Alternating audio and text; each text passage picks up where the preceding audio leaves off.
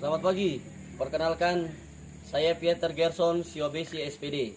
Saya mahasiswa PPG kategori pertama tahun 2022. Di saat ini saya akan menampilkan video praktek pembelajaran saya yang kedua dengan materi pemikiran-pemikiran baru di Eropa. Untuk itu, selamat menyaksikan.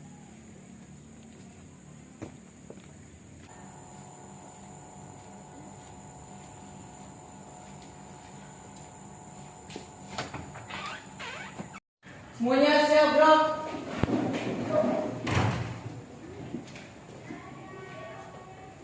Semuanya siap berhormat. Selamat pagi semua. Oke anak-anak, silakan duduk. Ya, bagaimana kabar Anda hari ini? Semoga semuanya baik sehingga kita bisa memulai pembelajaran kita di saat ini. Nah, mendahulunya saya akan mengabsensi Anda dulu. Bagi Anda yang namanya dibacakan, mungkin bisa mengangkat tangan ya. Agri Suitela. Hadir, Pak. Berikut Alvaria Sakeus. Hadir, Pak. Berikut Arya Solisa. Hadir, Pak. Brian Sitanala. Alfa, Pak. Alfa. Yang berikut Edward Luturmas. Hadir, Pak. Hadir. Krismel Patipedohi. Hadir, Pak. Berikutnya Verasati Delima. Hadir, Pak. Verasati Delima. Berikut Poresita Solisa. Hadir, Pak. Yang berikut Freti Maitimu. Hadir, Pak. Yang berikut Rizka Hutagol. Hadir, Pak. Rizka Hutagol hadir. Yang berikut Gabriela Polnaya. Hadir, Pak. Yang berikutnya Indah Bakambesi. Hadir, Pak. Judith Peter. Hadir, Pak. Johannes Orhigutun. Yang berikut Mercy Watunotu. Hadir, Pak. 17 Nikadek. Hadir, Pak. Widya Pratiwi. Oktiabes Patilane. Hadir, Pak. Berikutnya Reynaldo. Hadir, Pak. Yang berikut Riselia Maitimu. Hadir, Pak. Reina Intan Masela. Hadir, Pak. Yang berikut Riani. Hadir, Pak. Sinta Uwen. Alfa, Pak. Apa? Yang berikut Federova. Izin. Sakit atau izin? Izin, Pak. Izin bagi kegiatannya. Yang berikut Valencia Hadir, Kebutuhan Pak. dari dan yang terakhir Yona Molek. Ada lagi yang namanya perlu saya sebutkan? Semua sudah? Oke. Mari kita memulai pembelajaran kita di saat ini. Namun mendahulunya kita akan mengawalinya dengan doa. Saya minta Nona Michelle untuk memimpin kita dengan doa. Sebelum kita memulai pelajaran di saat ini, mari kita berdoa memenuhi kepercayaan masing-masing. Berdoa mulai. Berdoa selesai. Ya, terima kasih Nona Michelle. Mari semua siswa kita siap untuk melakukan pembelajaran kita di pagi hari ini. Saya meminta Anda semuanya berdiri. Kita akan menyanyikan lagu Garuda Pancasila sebagai wujud kecintaan kita kepada Negara Kesatuan Republik Indonesia.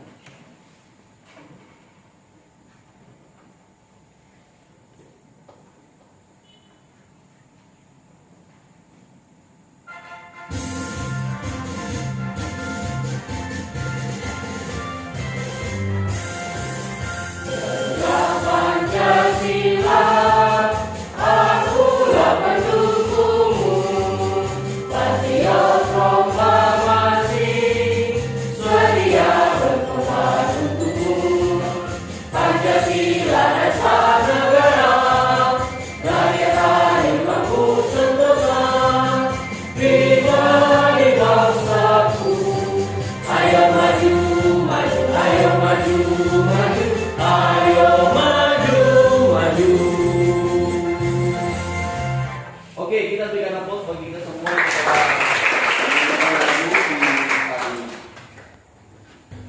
Boleh persilakan duduk kembali.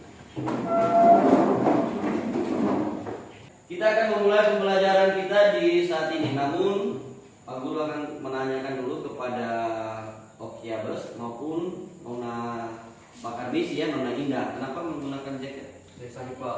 Oh, lagi sakit. Mungkin bisa dibuka maskernya. Ya. Kita akan memulai pembelajaran kita di pagi hari ini. Nah, sebelum saya memulai pembelajaran di pagi hari ini, saya akan meminta kalian untuk melihat tampilan yang akan saya tampilkan. Semua sudah lihat? Adakah di antara kalian yang tahu siapakah dia ini? Ya Pak. Ya, silakan. Arya. Beliau adalah Martin Luther yang merupakan seorang tokoh pastor dan juga guru besar yang mengajar di Universitas Wittenberg di Jerman, Pak. Ya, kita berikan aplaus untuk Arya. Jawaban yang baik. Dia adalah Martin Luther. Berikutnya siswa, dari gambar yang saya tampilkan atau dari appersif yang saya tampilkan ini, saya ingin menanyakan lagi kepada kalian, adakah di antara kalian yang bisa mengkaitkan gambar ini dengan materi pembelajaran kita di saat ini? Ada yang bisa? Saya Pak. Ya, silakan, Michelle.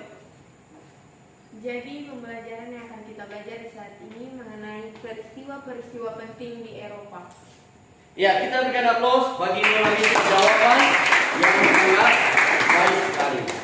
Anak-anak semua, kita akan ada lagi dalam pembelajaran lebih jauh. Saya ingin, adakah di antara kalian yang bisa menjelaskan lebih banyak lagi tentang sosok Martin Luther ini? Siapakah yang bisa menjawab? Silakan. Saya Pak Guru. Ya, silakan Nona Queen. Martin Luther adalah seorang pelopor reformasi gereja pada tahun 1483 sampai 1546. Ya, kita berikan aplaus bagi Nona Queen. Nah, mari kita belajar lebih jauh lagi tentang pembelajaran kita di saat ini. Nah, ini adalah tujuan pembelajaran kita di pagi hari ini. Yang pertama, melalui model pembelajaran Project Basic Learning serta mode pengamatan, tanya jawab, diskusi, penugasan, dan presentasi, maka peserta didik dapat menganalisis pemikiran-pemikiran yang melandasi peristiwa-peristiwa penting di Eropa Angkatan Renaissance, Merkantilisme, reformasi gereja, Art Larung, revolusi industri, dan pengaruhnya bagi kehidupan bangsa Indonesia serta bangsa lain di dunia pada masa kini. Nah, yang kedua, melalui video pembelajaran peserta didik dapat menyajikan hasil analisis dalam bentuk media infografis melalui aplikasi Canva dengan baik dan benar, serta memiliki sikap religius, toleransi, bertanggung jawab, dan bekerja sama. Tujuan pembelajaran kita. Berikut kita akan masuk dalam indikator pencapaian kompetensi. Dari indikator pencapaian ini, maka kita dapat menganalisis pemikiran-pemikiran yang melandasi peristiwa-peristiwa penting di Eropa, antara lain Merkantilisme, Renaissance, Art Larung, reformasi gereja, revolusi industri, dan pengaruhnya bagi dunia sampai dengan masa kini. Lalu yang berikut, kita dapat menyajikannya melalui infografis melalui aplikasi Canva. Oke. Nah, kita akan memulai pembelajaran kita di pagi hari ini. Saya kembali mengingatkan Anda bahwa saya sudah mengirim LKPD-nya di grup WA. Anda sudah print? Sudah. Bahan ajarnya saya sudah kirim, sudah di print juga? Sudah. Nah, video pembelajaran juga sudah saya kirimkan. Nah, sekarang silakan Anda memperhatikan LKPD yang ada pada tangan Anda, dan LKPD itu akan kamu kerjakan. Masing-masing kelompok akan mengerjakan soal-soal yang ada di LKPD. Setiap kelompok memiliki soal-soal yang berbeda, ya. Setiap kelompok punya soalnya berbeda. Jadi Anda silakan kerjakan menurut petunjuk yang ada di LKPD. Anda silakan berdiskusi dan silakan mengerjakan pekerjaan itu. Nanti setelah itu pekerjaan hasil diskusinya akan Anda masukkan di dalam LKPD.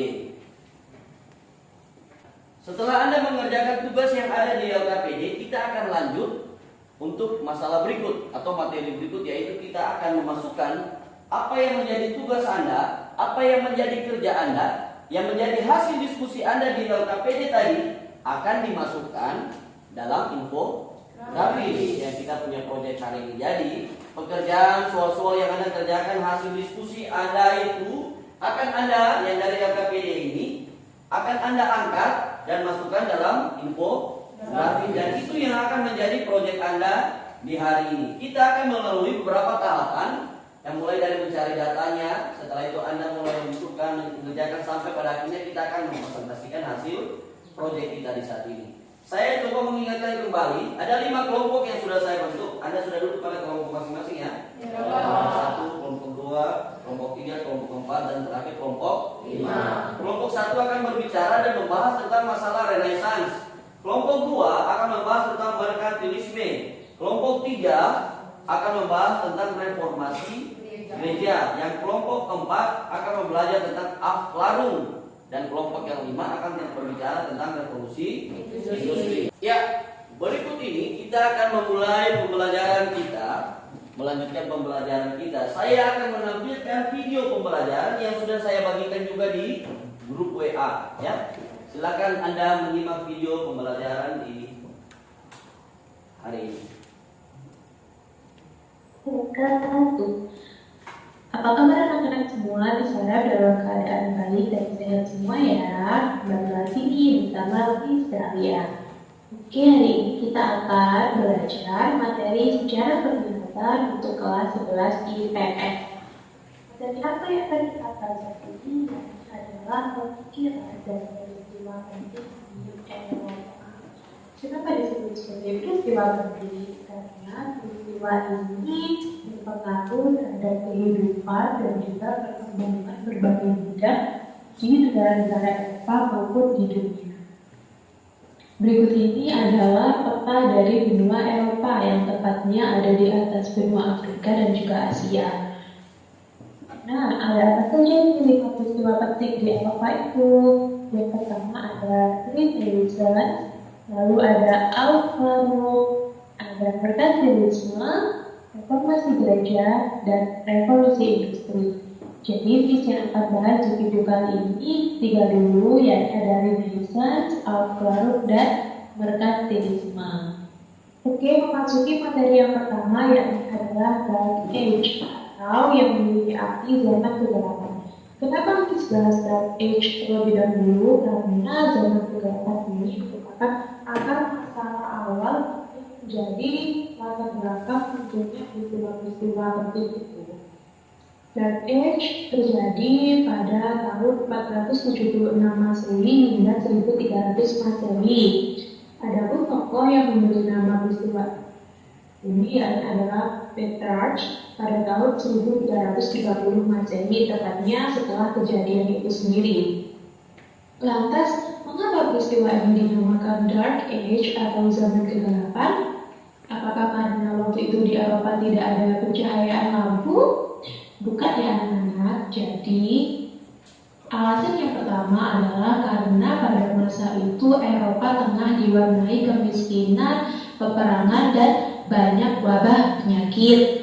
Lalu yang kedua adalah karena adanya paham skolastik. Paham skolastik merupakan paham di mana kehidupan masyarakat di dunia ini hanya untuk urusan akhirat atau surgawi saja, dan kehidupan manusia di dunia ini hanya untuk mencari keselamatan. Begitu kata doktrin gereja. Lalu alasan yang ketiga adalah kebebasan berpikir manusia pada waktu itu tuh dikekang oleh pihak gereja, jadi tidak bisa berpikir terbuka.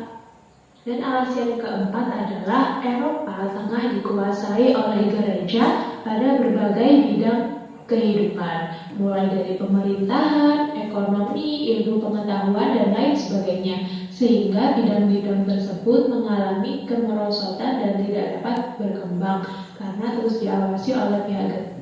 Nah, memasuki materi berikutnya, yakni adalah Renaissance, yang memiliki arti kelahiran kembali atau zaman pencerahan.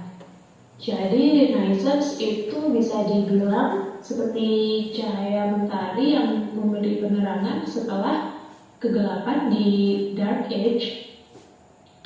Zaman Renaissance terjadi pada abad ke-15. yakni ciri-cirinya di mana pada waktu itu pemikiran manusia yang awalnya tertutup tadi itu mulai terbuka. Jadi pada waktu Dark Age kan gereja mengajarkan bahwa kehidupan ditentukan oleh Tuhan saja dan manusia di dunia ini hanya untuk mencari keselamatan. Di zaman Renaissance, manusia mulai dapat berpikir terbuka dan dapat menentukan kehidupannya sendiri. Zaman Renaissance dapat disebut juga sebagai humanisme, yakni faham memanusiakan manusia, yakni dapat juga diartikan bahwa martabat manusia itu berada di atas segala-galanya dan manusia harus dapat berkembang sendiri dengan pemikirannya. Nah, di zaman Renaissance ini juga mulai munculnya sejumlah ilmuwan dan filsuf yang mulai menentang doktrin gereja. Berikutnya adalah ilmuwan dan filsuf di dalam Renaissance. Ada Leonardo da Vinci yang dikenal dengan lukisan Mona Lisa-nya. Lalu ada Galileo Galilei dan juga Nicolaus Copernicus. Nicolaus Copernicus merupakan seorang ilmuwan dan filsuf yang mengeluarkan teori tata surya di mana beliau dibunuh oleh pihak gereja karena mengeluarkan pemikiran itu. Berikut ini adalah latar belakang terjadinya Renaissance. Yang pertama adalah karena adanya kekangan dari gereja pada masa abad pertengahan atau Dark Age itu tadi. Dan masyarakat mulai resah nih dengan adanya kekangan dari gereja. Lalu berikutnya adalah berkembangnya paham rasionalisme, di mana segala sesuatu itu harus rasional atau masuk akal. Berikutnya adalah bangkitnya keinginan raja-raja untuk memerintah negara. Lalu kaum menengah atas atau bourgeois bangkit dan mereka mulai membuka pemikiran masyarakat. Berikutnya yakni adalah munculnya golongan humanis. Seperti yang dikatakan tadi, yakni adalah golongan yang memanusiakan manusia. Dan alasan berikutnya yakni adalah penaklukan Konstantinopel oleh Turki Utsmani. Peristiwa berikutnya yakni adalah Aufklärung yang disebut juga dengan zaman pencerahan, yakni kelanjutan dari peristiwa Renaissance. Aufklärung terjadi pada abad ke-18. Adapun ciri atau tanda dari Aufklärung yang pertama yakni manusia pada masa itu tuh mulai diajak untuk menggunakan akal pikiran dalam mengartikan kehidupan atau mencari kebenaran, di mana Immanuel Kant atau tokoh dari Aufklärung ini menyatakan bahwa manusia harus segera keluar dari kekangan dogma gereja sehingga mampu menggunakan rasionya atau akal pikirannya. Yang kedua yakni manusia harus hidup sesuai dengan kodratnya. Karena manusia memiliki akal pikirannya, berarti harus mulai menggunakan akal pikirannya berkaitan dengan harkat, martabat, dan hak-hak atas kebajikan. Berikutnya adalah mulai muncul semangat yang bersifat antroposentris yang memiliki makna manusia adalah makhluk yang paling penting di muka bumi ini dan manusia merupakan pusat perputaran dunia dan perkembangan sejarah. Berikut ini adalah ilmuwan dan filsuf di zaman Aufklärung. Ada Immanuel Kant dengan pemikirannya yakni Saber-Adael yang telah dijelaskan tadi, yang memiliki makna beranilah berpikir sendiri, jadi mengajak manusia untuk mulai berani berpikir tidak dalam kekangan gereja lagi. Lalu ada Edward Herbert, Voltaire, dan J.J. Rousseau. Oke, peristiwa berikutnya adalah merkantilisme. Merkantilisme terjadi pada abad ke-16 hingga 18. Adapun merkantilisme ini berasal dari kata merkan yang berarti pedagang. Kalau diartikan, merkantilisme ini berkaitan erat dengan aktivitas perdagangan antar negara untuk mencapai kemakmuran.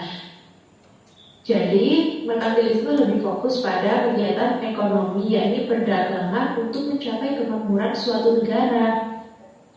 Nah, istilah ini pertama kali dikenalkan oleh seorang ilmuwan bernama Victor Dioquiti Marquis de Mirabeau pada abad ke-18.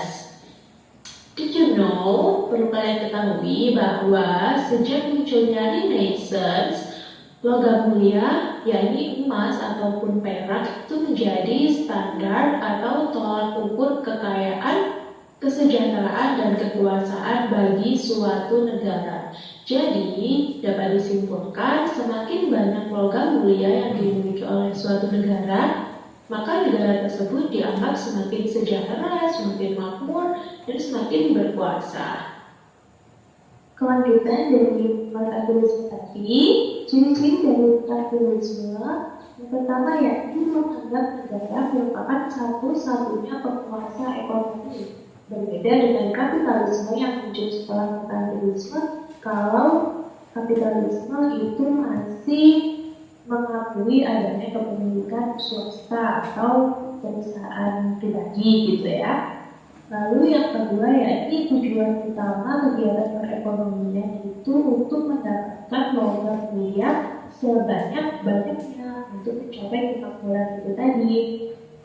Lalu merkantilisme mengakibatkan adanya kerjasama perdagangan antar negara di Eropa. Ini juga masuk pada dampak merkantilisme ini ya. Jadi, merkantilisme ini mengakibatkan kerjasama perdagangan antar negara di Eropa. Dan hal ini dilakukan untuk semakin mengembangkan perekonomian suatu negara. Nah, untuk semakin meluaskan, mereka juga mengembangkan pelayaran sehingga lebih luas di luar benua. Karena adanya pelayaran ini, akhirnya merkantilisme menjadi salah satu hal yang mendorong berkembangnya kolonialisme dan imperialisme atau yang biasa kita kenal dengan istilah penjajahan. Oke, kesimpulan dari materi kali ini kita telah belajar 4 hal.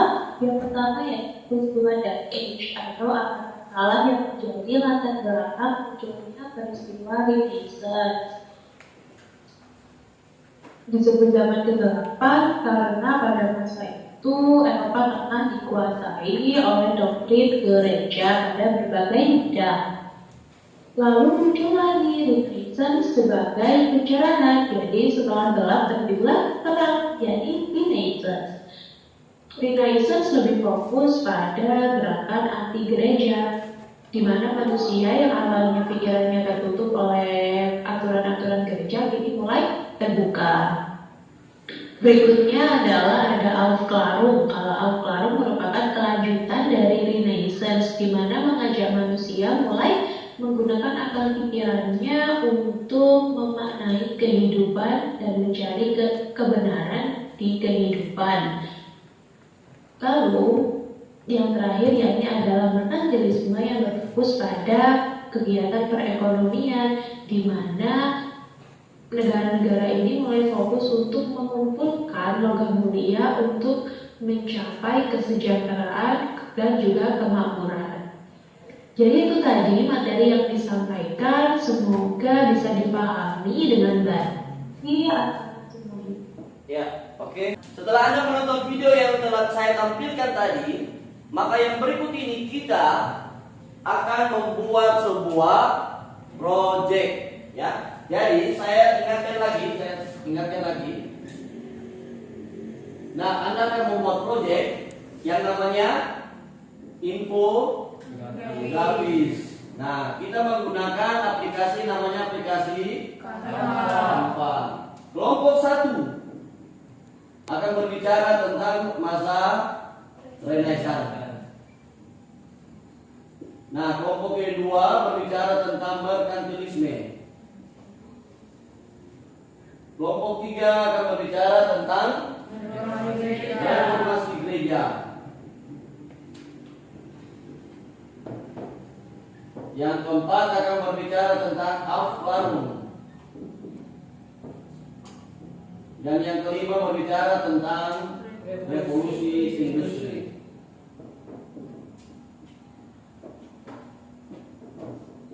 Nah, apa yang Anda buat nanti? Yang pertama ialah dari kelima ini Anda akan memasukkan dia dalam sebuah Canva.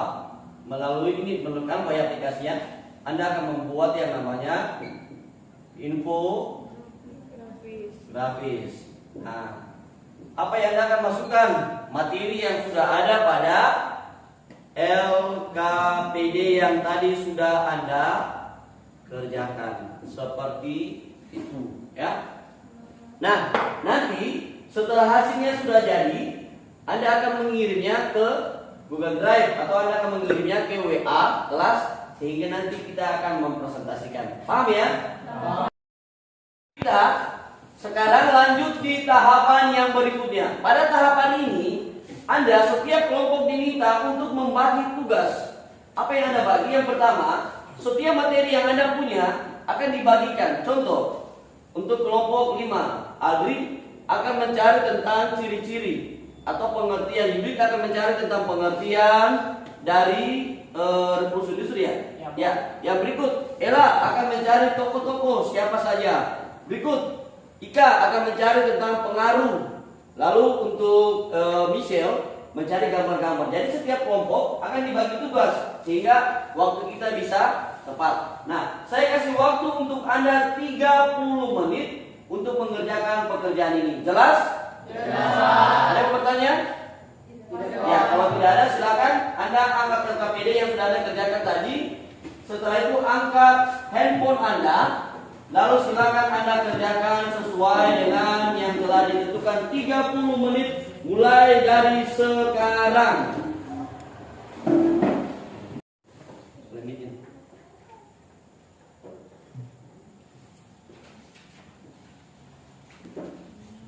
Jaringan bisa terjadi.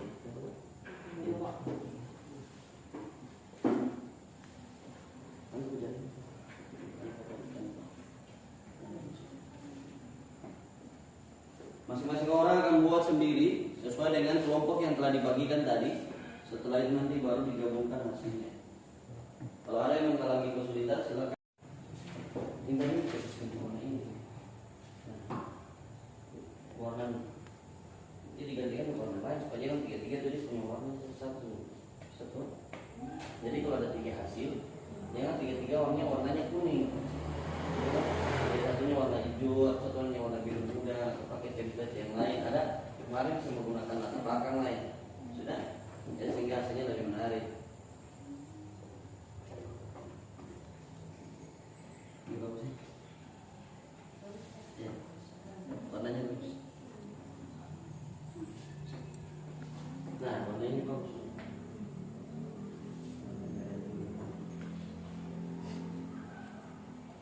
Bagus. Indah kayak indah ini keren. Bagus benar.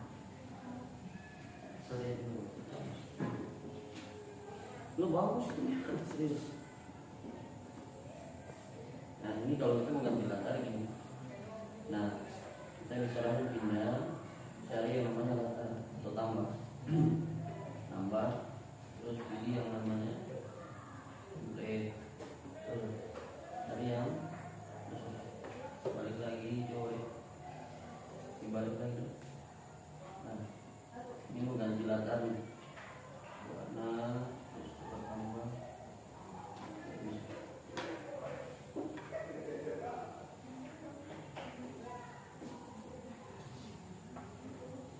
Ini bagus banget transparan dia lagi.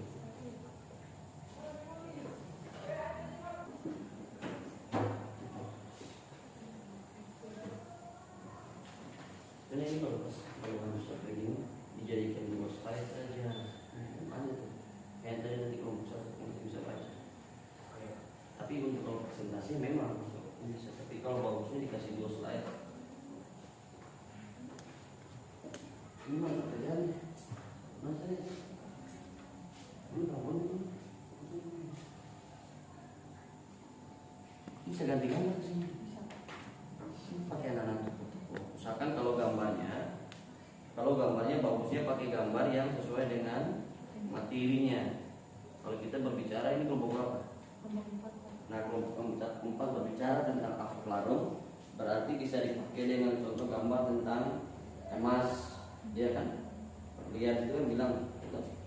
Nah, jadi jangan pakai gambar itu yang tidak sesuai dengan, karena dalam penilaian Canva rubriknya yang sudah saya sampaikan, jadi ada berbicara tentang warna, ada berbicara tentang template, bagaimana seninya, gambarnya, kesesuaian materi dengan temanya, ya. Jadi nanti Anda juga akan buat tema Anda, topiknya sama dengan nama kelompok tadi, ya. Ini kelompok 3. Masing-masing orang mana ya? Mana screen? Tugas ini.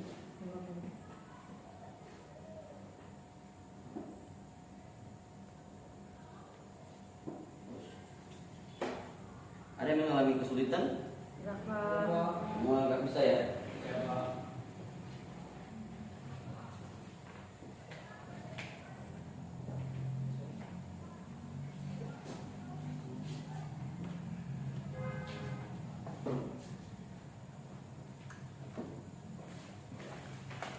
Kalau yang sudah, Anda boleh berdiskusi, ya.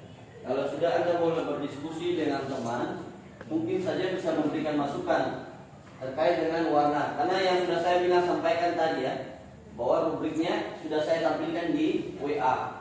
Di LKPD sudah ditampilkan rubriknya. Kira-kira apa sih, gambarnya bagus atau tidak, warnanya yang kita ambil bagus atau tidak, ya. Silakan saling berdiskusi untuk membuat hasilnya lebih baik.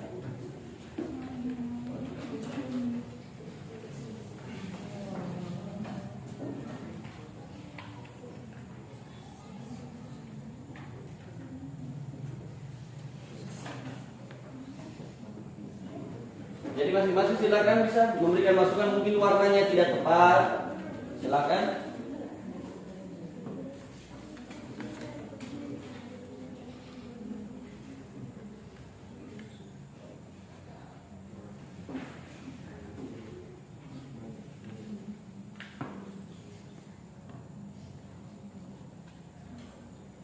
Kelompok 1 sudah siap?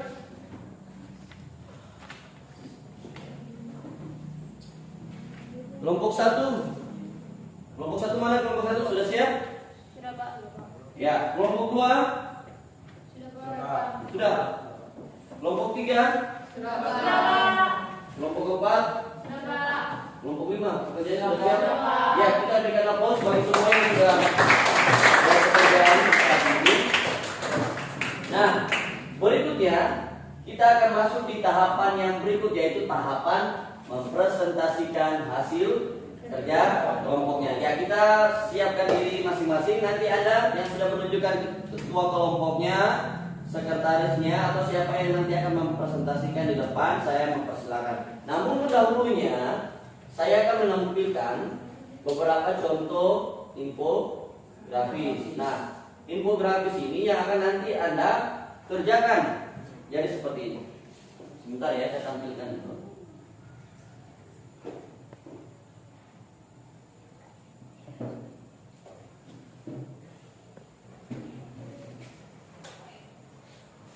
Wah, mohon maaf, saya hapus papan tulisnya dulu.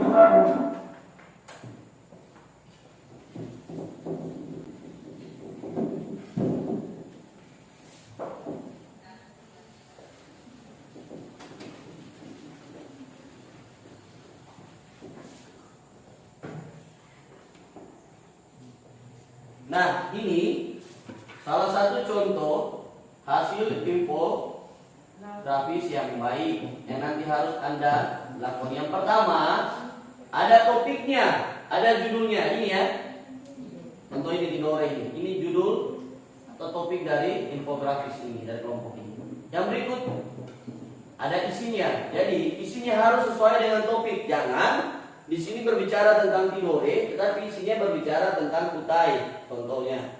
Ya, jadi kesesuaian isi. Lalu yang berikut ada gambar-gambar sebagai pendukung. Nah, ini gambar-gambar pendukung dari materi. Lalu yang berikut juga yang sangat penting itu ialah Anda punya warna. Ini warnanya bagus juga. Nah, kira-kira seperti itu ya yang harus Anda kerjakan. Nah, sekarang saya memberikan kesempatan kepada Anda untuk mempresentasikan hasil kerja kelompok Anda. Nah, kali ini saya meminta kita untuk acak, gitu ya. Saya tidak lagi memberikan kelompok siapa yang duluan, kelompok 1 atau kelompok 5, tetapi kali ini kita acak. Nah, sekarang Anda, siswa, kalian tolong kirim hasil kerja kalian di WA grup. Ya, saya akan tampilkan di depan sini. Silakan dikirimkan.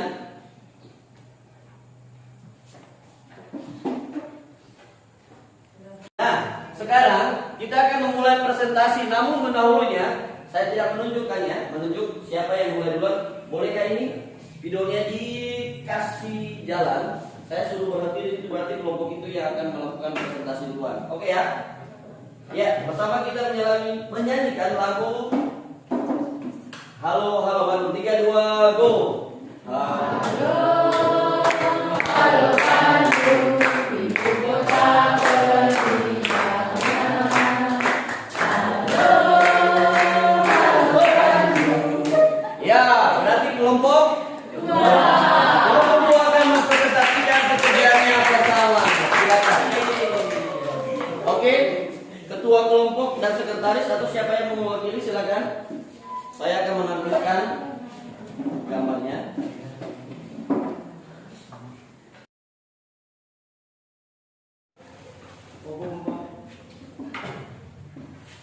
Mari silakan ketua dan sekretaris atau siapa yang mewakili kelompoknya. Nah, mau sini silakan. Saya membantu.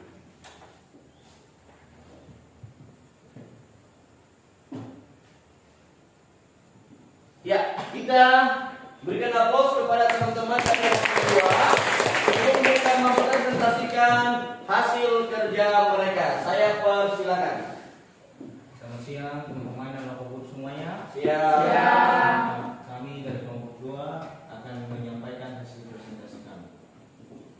Materi yang kami kerjakan adalah tentang merkantilisme. Apa itu merkantilisme? Pengertian merkantilisme yang bisa kita lihat bersama-sama di sini adalah merkantilisme merupakan teori ekonomi yang menyatakan bahwa kesejahteraan sebuah negara hanya ditentukan oleh banyaknya aset atau modal yang disimpan oleh negara yang bersangkutan. Teori merkantilisme.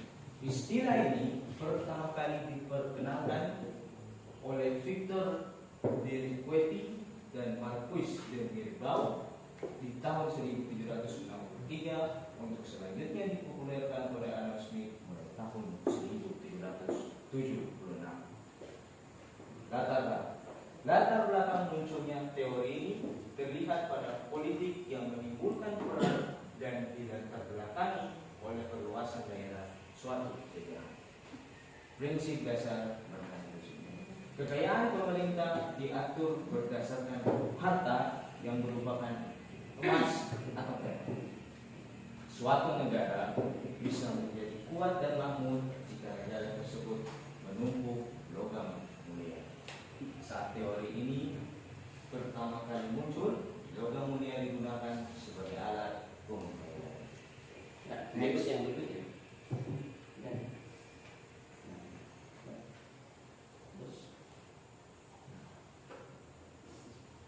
Setelah kita mengetahui banyak hal tentang merkantilisme, kami dari kelompok 2 juga membuat rangkuman tentang tokoh-tokoh yang berperan besar dalam pemikiran merkantilisme. Tokoh-tokoh berdasarkan pemikirannya antara lain sebagai berikut. Jane Bodin. Jane Bodin berpendapat bahwa bertambahnya uang yang diperoleh dari perdagangan luar negeri dapat menyebabkan terjadinya kenaikan harga barang. Selain itu, kenaikan harga barang juga bisa disebabkan oleh praktik monopoli, pola hidup mewah, dan pembangsawan dan jajarannya. Menurut Farouk dan Mulyanto 1734. Tokoh selanjutnya Thomas More. Thomas More adalah kaum merkantilis. Adalah kaum merkantilis yang cukup terkenal dan sangat dihormati pada masa abad ke-17. Dia merupakan seorang saudagar kaya berkebangsaan Inggris yang banyak menulis mengenai perdagangan luar negeri.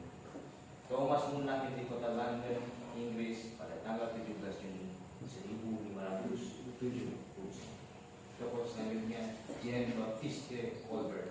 Colbert memimpin kebijakan ekonomi di Prancis di bawah kekuasaan Raja Louis XIV dari tahun 1661 sampai 1680.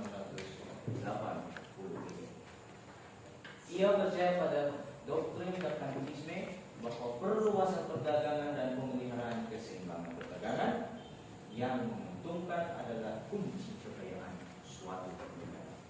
Tokoh selanjutnya Sir William Penn. Pemikirannya yang mendapat perhatian besar tersebut terutama yaitu mengenai konsep fiskal, kekayaan nasional, juga uang yang beredar, dan juga mengenai kecepatan peredaran uang. Sir William Penn juga berpendapat bahwa tenaga kerja itu jauh lebih penting dari sumber daya. Tokoh selanjutnya David Hume. David Hume adalah filsuf Skotlandia, ekonom, dan sejarawan. Dia dimasukkan sebagai salah satu figur yang paling penting dalam filosofi Barat dan pencerahan Skotlandia. Walaupun kebanyakan keterkaitan karya Hume berpusat pada tulisan filosofi, sebagian sejarawan menganggap dialah yang pantas mendapatkan pengakuan dan penghormatan sebagai sejarawan. Next.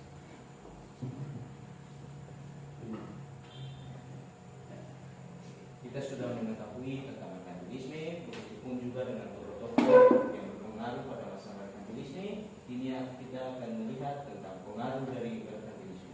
Pengaruh dari merkantilisme adalah sebagai berikut.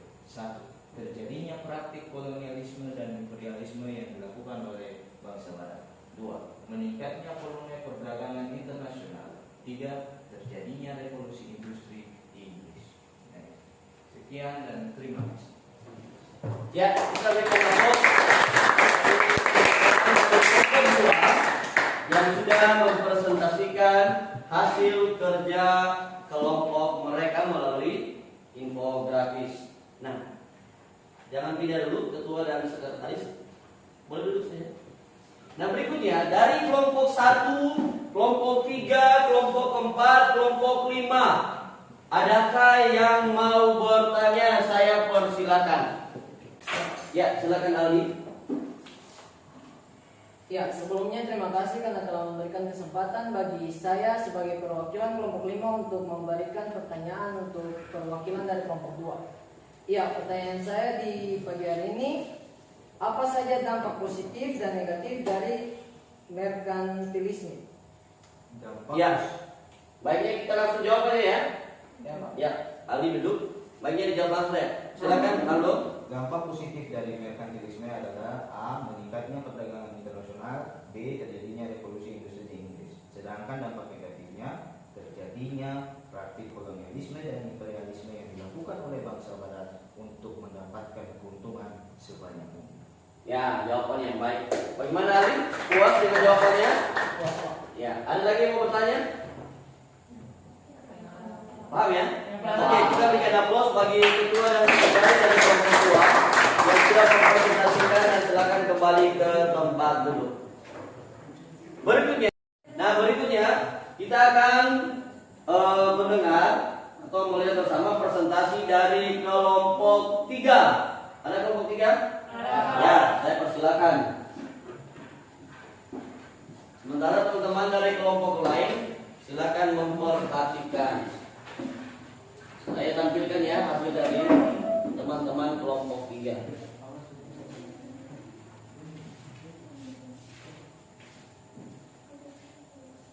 Mari silakan ketua dan sekretaris ya. Ya, kita berikan aplaus kepada teman-teman dari kelompok 3 yang akan dipresentasikan. Nah, berikut saya persilakan ketua dan sekretaris. Ya, selamat pagi semuanya. Terima kasih atas kesempatan yang telah diberikan bagi kami kelompok 3. Mungkin bisa memperkenalkan nama. Ya, perkenalkan nama saya Faizi Diari, perwakilan dari kelompok 3, dan teman saya Kadek, perwakilan dari kelompok 3 juga. Ya, di kesempatan kali ini kita akan menjelaskan mengenai reformasi gereja. Sebenarnya reformasi bukanlah hal yang baru pernah kita dengar. Di layar telah ada pengertian dari reformasi. Reformasi diartikan sebagai gerakan yang bertujuan untuk kembali ke ajaran agama seperti yang dicontohkan oleh Nabi Isa. Ya, pengaruh masa reformasi. Maaf, kita lihat di slide saja. Keterkaitan antara masa antara masa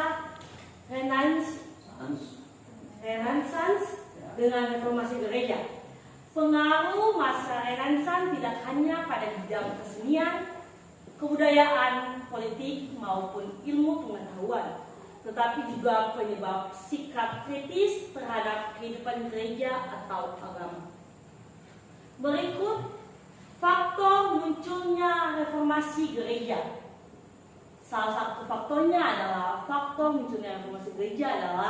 keinginan untuk membebaskan diri dari kepemimpinan Paus terhadap kehidupan beragama di negeri Eropa. Negara. Yang berikut, dampak gerakan dari seorang pelopor reformasi gereja. Bisa teman-teman dan bapak perhatikan di slide. Gerakan Martin Luther ini ternyata membawa dampak pada lemahnya kekuasaan Paus, pemimpin tertinggi negara gereja Katolik. Ya, berikut dampak besar reformasi gereja bagi kehidupan masyarakat Eropa.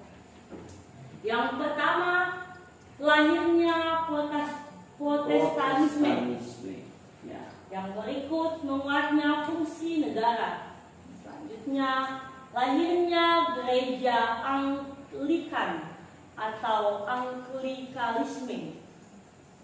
Selanjutnya, reformasi dan demokrasi. Dan terakhir, reformasi perang 30 tahun dan kebebasan beragama. Dan yang terakhir, reformasi gereja. Pelopor reformasi gereja adalah Martin Luther pada tahun 1483 hingga tahun 1546. Seorang pastor dan guru besar Universitas Wittenberg di Jerman.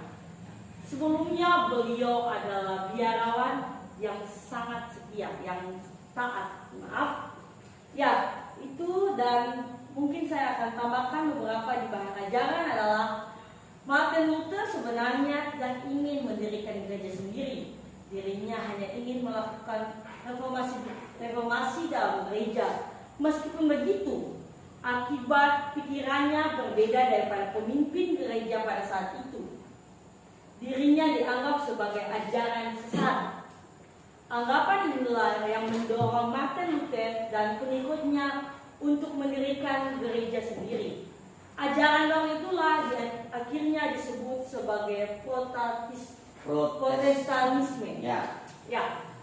Itu adalah presentasi dari kelompok kami. Apakah ada tanggapan? Ya, sebelumnya saya kembalikan dulu ke Pak Guru. Ya, Ya.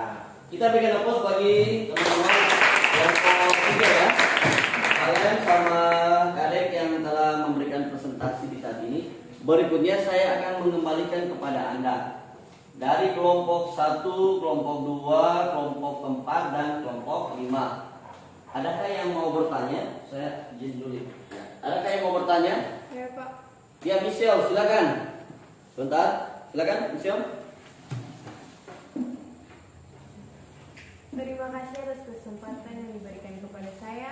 Saya akan bertanya untuk kelompok 3. Apa dampak reformasi gereja untuk kehidupan masyarakat Eropa?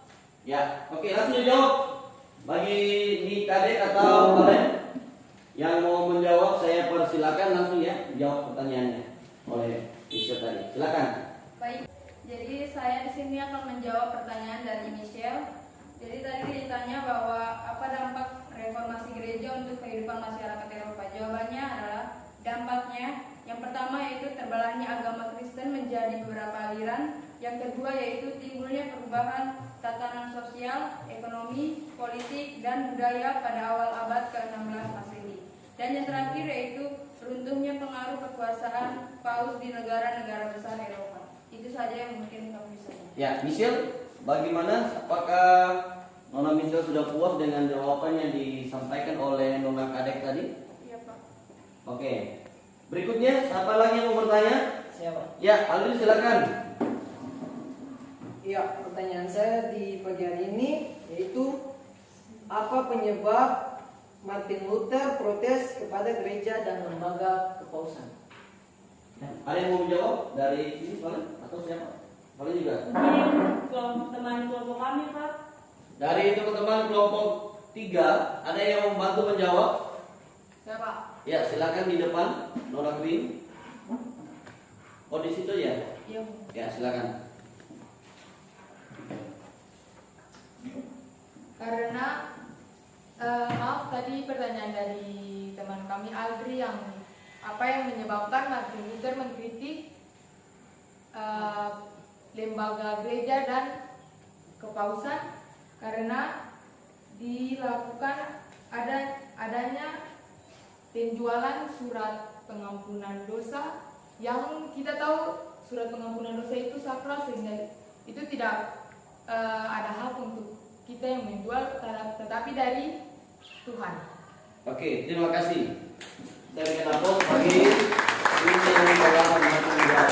Nah, dari jawaban-jawaban yang telah disampaikan oleh teman-teman yang telah dijawab, apakah kelompok 1 atau yang 5 yang tadi sudah bertanya, apakah puas? Puas, Pak. Ya, jelas? Ya, kita berikan aplaus dan kembali lagi Ya, kita lanjut kepada kelompok yang berikut, kelompok 1, disilakan.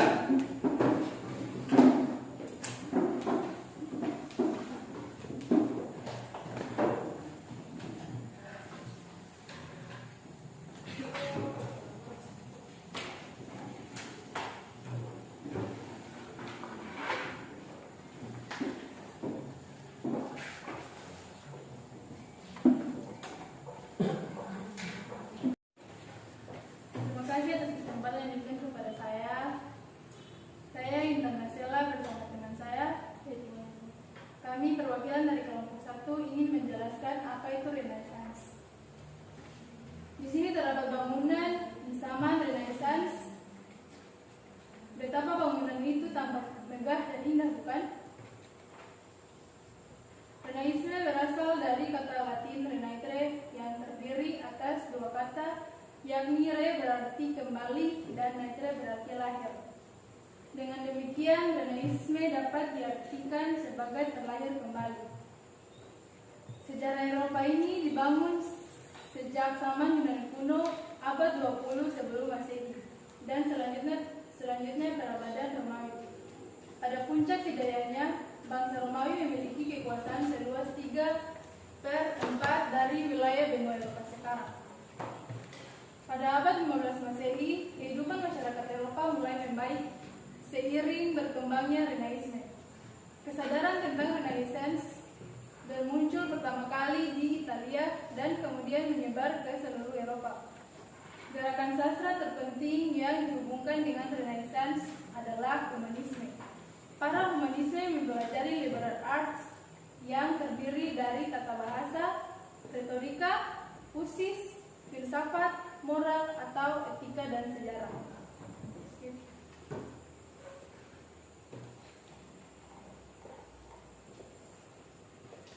Di sini terdapat tokoh-tokoh ilmuwan yang lahir di era Renaissance, antara lain 1. Petrarch.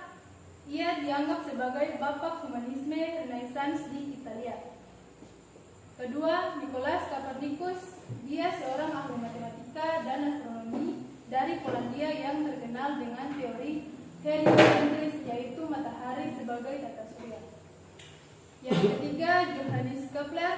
Dia astronom asal Jerman yang berpendapat bahwa orbit dari planet-planet yang mengitari matahari tidak berbentuk lingkaran namun elips. Yang keempat, Galileo Galilei. Dia seorang ilmuwan asal Italia yang menemukan teleskop yang dapat melihat gunung-gunung di bulan. dan menemukan Jupiter memiliki 4 satelit. Dan yang terakhir Leonardo da Vinci, dia seorang pelukis terkenal yang berasal dari Italia pada masa Renaissance.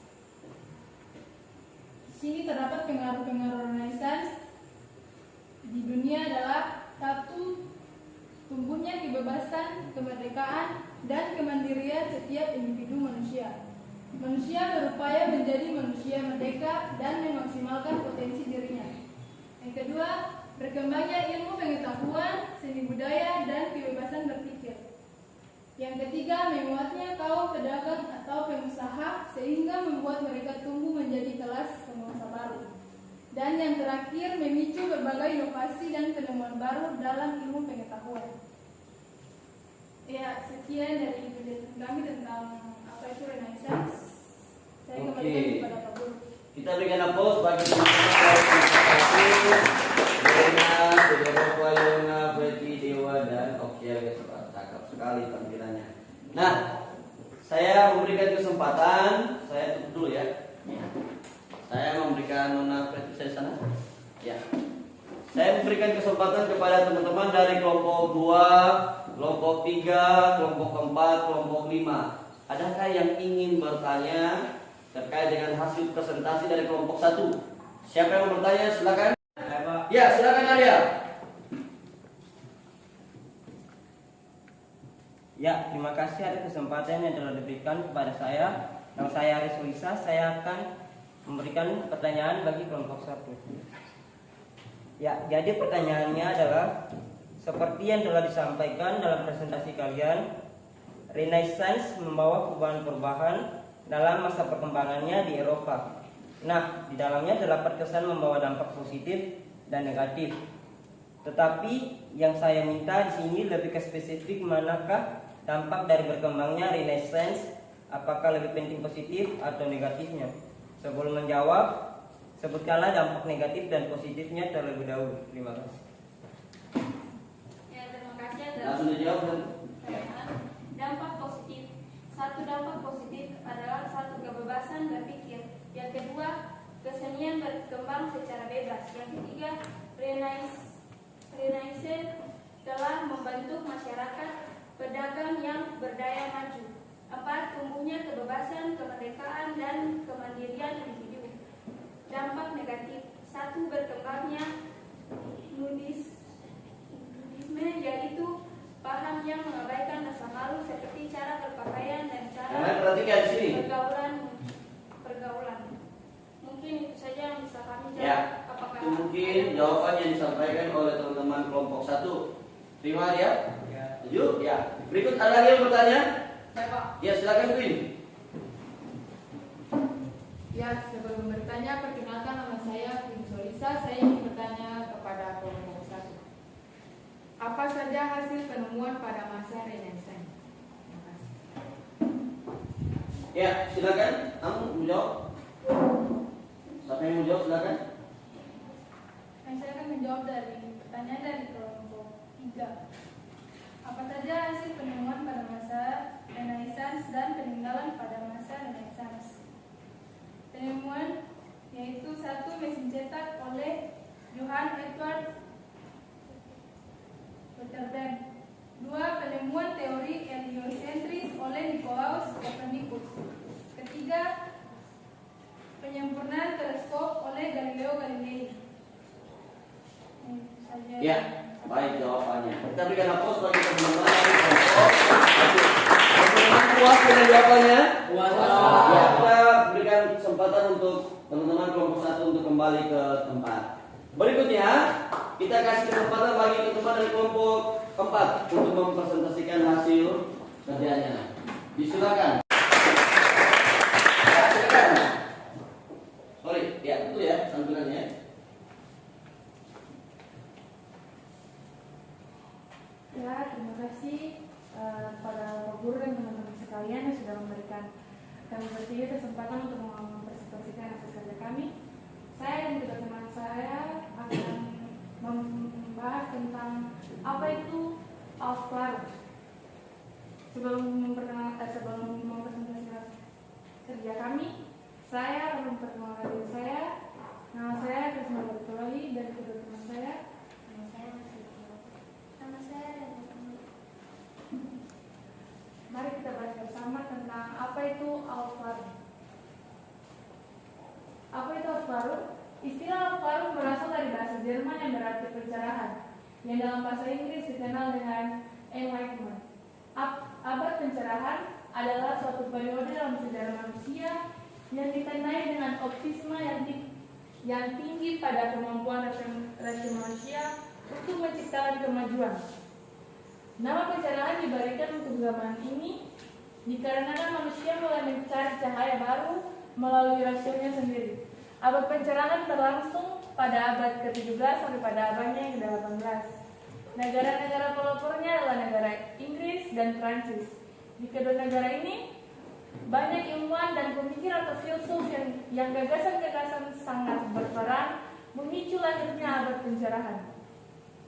Di masa ini manusia optimis dengan kemampuannya untuk menciptakan kemajuan yang dapat memberikan cahaya baru. Dalam hal ini adalah kemajuan ilmu pengetahuan. Kemudian banyak muncul pikiran-pikiran filosofis dari Eropa.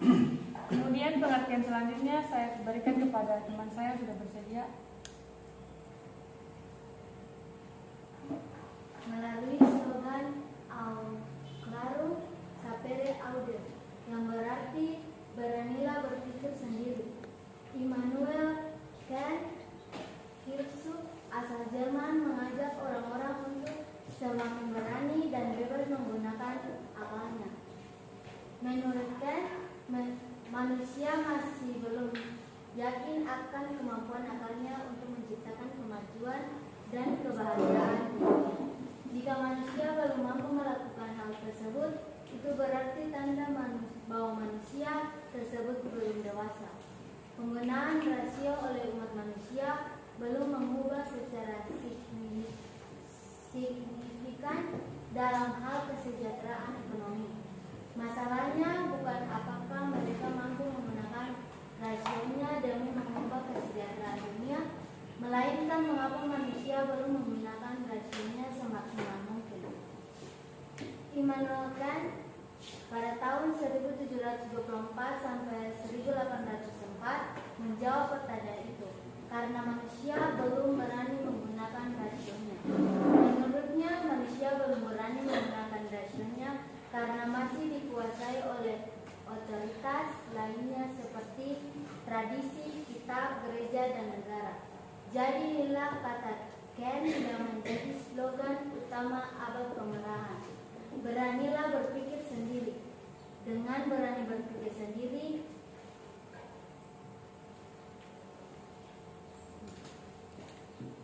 nah, kalau berikut usahakan latar di belakangnya digelap, ya, tulisannya dikasih jelas atau biar tulisannya besar, gitu ya. Lanjut. Berpikir sendiri niscaya manusia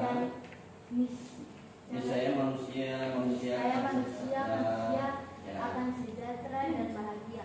Itulah yang disebut optimisme pencerahan.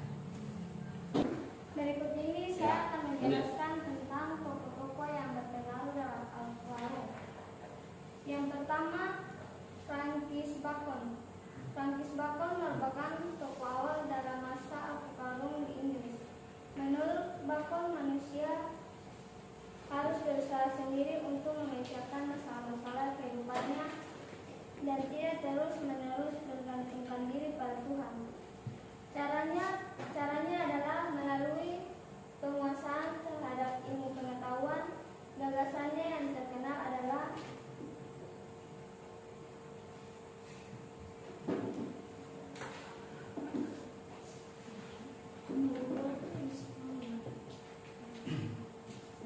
Ya, jadi memang seperti itu ya, karena memang dunianya teman-teman di belakangnya latarnya itu terang, jadi agak susah untuk dilihat. Ya, lanjut saja.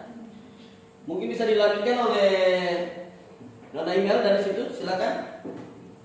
Ya, silakan Nona Email biar lebih jelas. Caranya adalah melalui penguasaan terhadap ilmu pengetahuan. Gagasannya yang terkenal adalah knowledge is power. Artinya, ilmu pengetahuan merupakan jalan yang dapat dipergunakan untuk kemajuan kehidupan manusia. Selanjutnya ada tokoh John Locke. John Locke dianggap sebagai bapak libertisme. Pemikirannya tercermin dalam karyanya Two Treatises on Government pada tahun 1689 yang menjelaskan bahwa hidup manusia diatur oleh hukum kodrat dan tiap individu memiliki hak-hak yang tidak boleh dirampas darinya atau unilateral rights. Locke juga membahas tentang pemerintahan suatu negara harus dibatasi oleh hukum-hukum tertentu agar pemerintah tidak merampas hak-hak individu. Jadi keberadaan negara berfungsi untuk menjamin keamanan seluruh masyarakatnya. Berikut adalah foto daripada kedua tokoh tersebut. Kita lanjut. Di bagian kanan sini. Nah, lagi. Nada.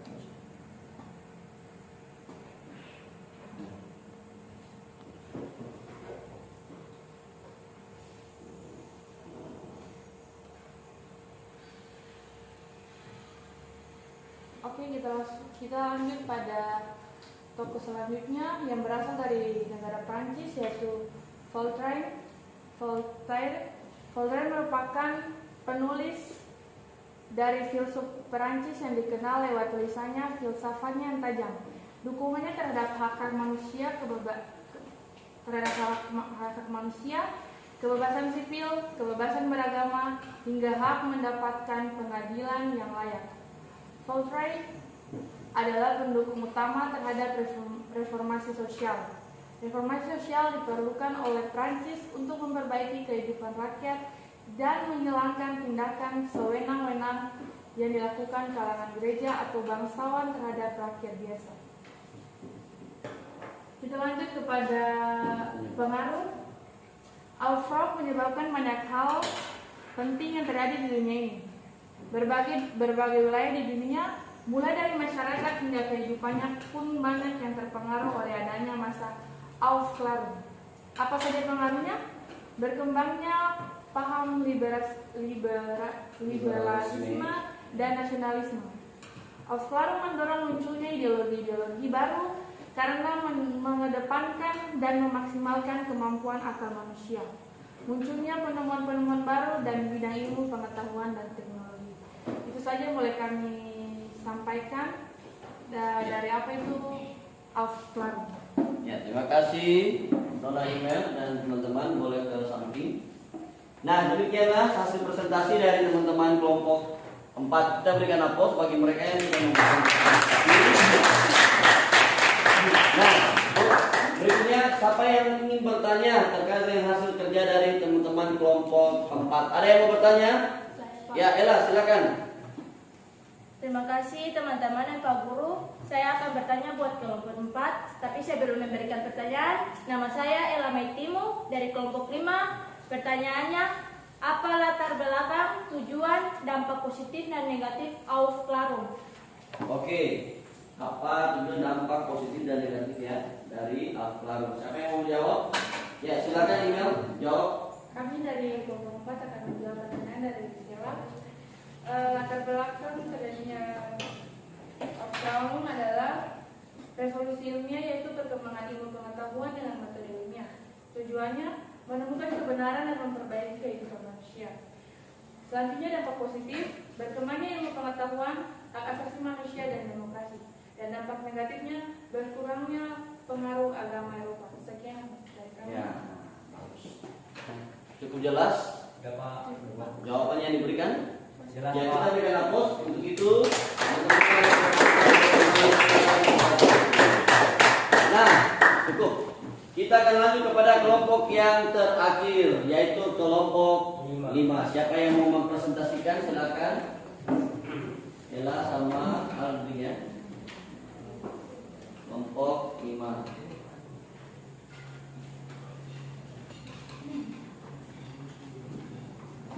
Presentasi dari teman-teman dari kelompok 5, Ella dan Aldi. Ya, yang pertama selamat pagi kepada teman-teman dan juga Bapak Guru. Terima kasih karena telah memberikan kami kelompok 5 kesempatan untuk mempraktikkan atau untuk mempresentasikan hasil pekerjaan dari kelompok kami.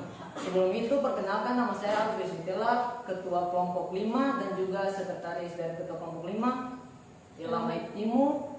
Di pagi hari ini kami akan menjelaskan apa itu revolusi industri. Sebelum kita masuk ke inti utamanya, saya akan menjelaskan pengertian revolusi industri. Revolusi industri adalah perubahan cara pembuatan barang-barang industri yang semula dikerjakan dengan tenaga manusia digantikan dengan tenaga mesin. Ya. Tekan, tarik ke atas, tekan. Ya, ini. Oke. Ya, kita masuk ke revolusi industri fase pertama.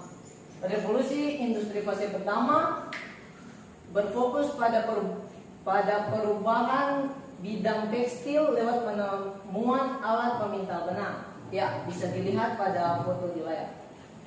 Ya, selanjutnya revolusi industri fase kedua. Revolusi industri ini identik dengan pembangunan jalan rel, produksi massal besi dan baja, penggunaan mesin yang meluas, peningkatan penggunaan tenaga uap hingga munculnya listrik. Ya. Macam-macam pengaruh revolusi industri. Macam-macam pengaruh revolusi industri. Yang pertama, berkembangnya sektor industri secara besar-besaran. Yang kedua, manusia dapat menciptakan berbagai produk untuk memenuhi kebutuhan hidupnya. Yang ketiga, mendorongnya produksi barang meningkat lebih tinggi dan berdampak pada murahnya harga barang. Yang keempat, memicu lahirnya golongan buruh, meningkatnya polusi udara akibat asap industri. Ya, penjelasan dari revolusi industri. Mengapa revolusi industri dianggap sebagai sejarah besar dunia? Bisa dilihat di layar bahwa hal ini dikarenakan revolusi industri yang awalnya hanya terjadi di Inggris bisa menyebar cepat ke Jerman, Amerika Serikat, Prancis, Italia, Jepang, dan berbagai negara lainnya. Tahun 1860, revolusi industri memasuki fase baru yang dikenal sebagai fase industri kedua. Fase kedua ini terjadi antara abad ke-19 dan ke-20 dan dikenal juga dengan sebutan revolusi teknologi. Ya. Faktor-faktor revolusi industri. Yang pertama, ada stabilnya kondisi keamanan dalam negeri.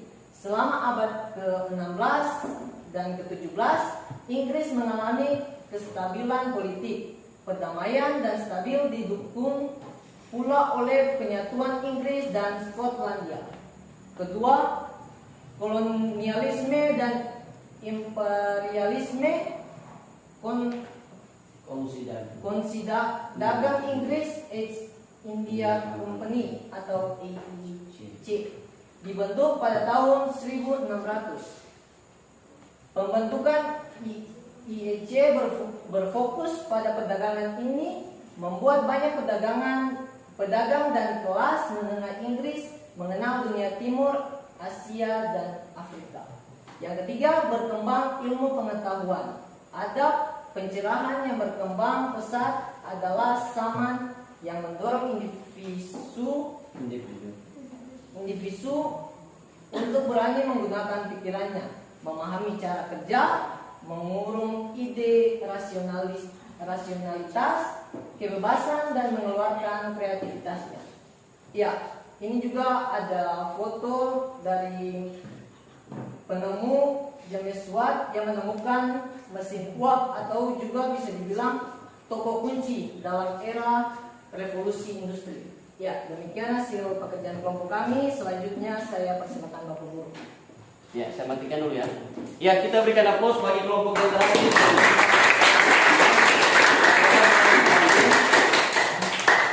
Nah, silakan siapa yang mau bertanya untuk kelompok 5 ini. Oke, saya kasih kesempatan untuk Renaldo dulu ya. Silakan Renaldo dulu. Pertanyaan untuk kelompok 5, mengapa Inggris menjadi negara pertama di dunia yang mengalami revolusi industri? Ya, terima kasih kepada kelompok 2 yang telah memberikan pertanyaan bagi kami kelompok 5, dan sekarang kami akan menjawab pertanyaan dari kelompok 2. Ya, jawabannya adalah karena Inggris kaya bahan tambang seperti batu bara, biji besi, timah, dan kaoli. Di samping itu, Wall juga sangat menunjang industri tekstil. Arus urbanisasi yang besar akibat revolusi agraria di pedesaan mendorong pemerintah Inggris untuk membuka industri yang lebih banyak agar dapat menampung mereka. Ya. Oke, puas Ronaldo. Ya, berikut saya kasih kesempatan kepada email. Terima kasih telah memberikan kesempatan bagi kelompok kami untuk bertanya. Pertanyaannya, apa dampak utama yang ditimbulkan oleh revolusi industri? Ya, Terima kasih dijawab. Terima kasih kepada kelompok 4 yang telah memberikan pertanyaan bagi kami kelompok 5 untuk di pagi hari ini. Ya, saya akan menjawab pertanyaan dari kelompok 4, yaitu revolusi industri memberikan dampak positif, yaitu mempercepat pertumbuhan ekonomi, berkembangnya sistem transportasi, peningkatan efektivitas dan efisien dalam segi produk dan distribusi produk barang melimpah dan berharga murah. Dan juga revolusi industri memberikan dampak negatif, yaitu kebangkrutan perusahaan kecil yang tidak mampu bersaing, upah buruh yang rendah, munculnya kesenjangan ekonomi masyarakat, merosot sektor agraris. Ya, oke, Mel, jawabannya? Ya, kita berikan aplaus untuk semua kita yang silakan kembali ke tempat. Nah, saya coba mengevaluasi hasil kerja Anda. Nah, ini kita lihat dari kelompok 1 ya. Semua perhatikan di sini, secepat saya memperhatikan. Nah, di sini ternyata materinya belum terlalu jelas. Teman-teman dari kelompok 1 agak mengambang, ya. Di sini juga tidak disampaikan ciri-cirinya secara baik. Lalu yang berikut yang saya lihat dari 4 slide ini semua warnanya kuning. Harusnya diganti warnanya ya supaya lebih menarik karena ada banyak template. Saya lihat lagi ada beberapa contoh saja untuk dijadikan sampel untuk penilaian kita. Kita lihat punyanya kelompok 4. Nah, ini kelompok 4 yang tadi susahnya di sini. Punyanya kelompok 4 ya. Nah, ini punya email dan teman-teman. Di sini agak susah. Kenapa? Karena pemilihan tulisannya tidak baik. Lalu yang berikut template-nya warnanya tidak diperhatikan sehingga tulisannya menjadi kecil. Nah, yang berikut kalau materinya banyak ini jangan dijadikan satu template-nya, jangan dijadikan satu slide, tetapi dijadikan 2 atau 3 supaya satu ini bisa jadi satu slide sehingga tulisannya menjadi jelas untuk bisa dibaca. Kira-kira begitu ya. Itu evaluasi saja. Jadi ada banyak juga harus memperhatikan terkait dengan penilaiannya, ada warnanya. Lalu gambarnya juga harus sesuai dengan materi yang kita buat ya. Itu mungkin saja. Kita berikan aplaus bagi kita semua yang sudah ada dalam pembelajaran di saat ini. Berikutnya, saya ingin meminta 2 orang memberikan kesimpulan dari pembelajaran yang kita dapat di saat ini. Siapakah yang ingin membuat kesimpulan? Oh ya, Yona, silakan. Jadi dari pembelajaran ini saya bisa mendapatkan pengetahuan bahwa awal lahirnya agama Kristen itu yang saya anut berasal dari prosesnya Martin Luther kepada Paus. Oke, kita berikan aplaus.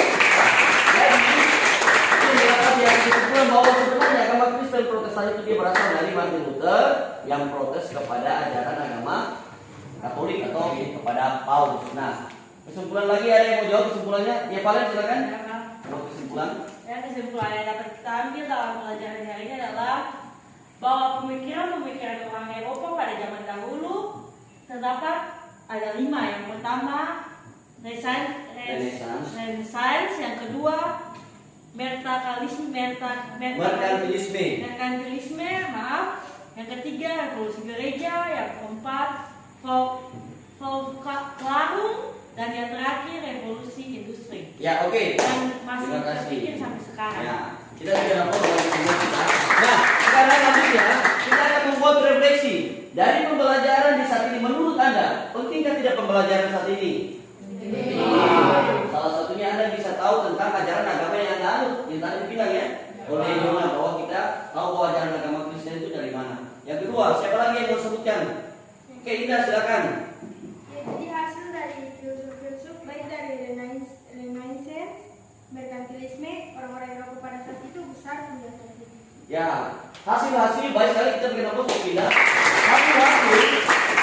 Hasil-hasil pemikiran orang-orang Eropa yang hebat pada saat itu masih kita rasakan sampai dengan saat ini, dan dia masih berlaku dan kita masih memakainya sampai dengan saat ini. Nah, itu mungkin saja pembelajaran kita di saat ini. Sebelum kita menutup pembelajaran, kita akan ada dalam tes evaluasi. Soal sudah saya bagikan di Google Form.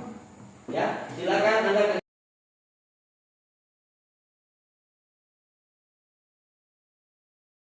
Tepat kerja, nanti hasilnya saya tampilkan di depan sini ya. Yang sudah langsung dikirimkan, jangan lama-lama ya. Hanya 10 soal saja, silakan Anda kerjakan.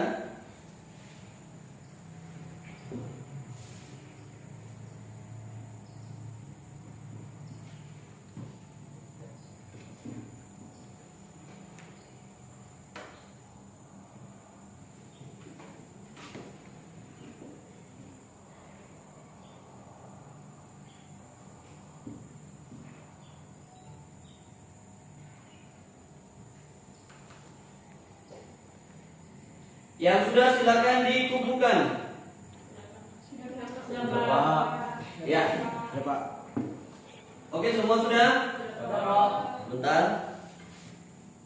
Kalau sudah, nanti saya akan mencoba menampilkan sudah berapa orang yang sudah mengumpulkan tugas di saat ini.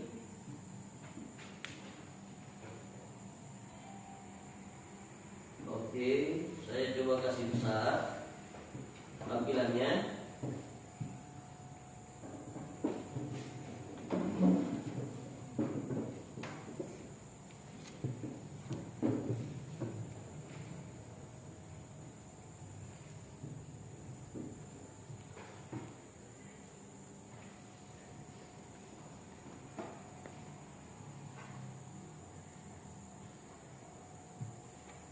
Ya, sudah semua selesai?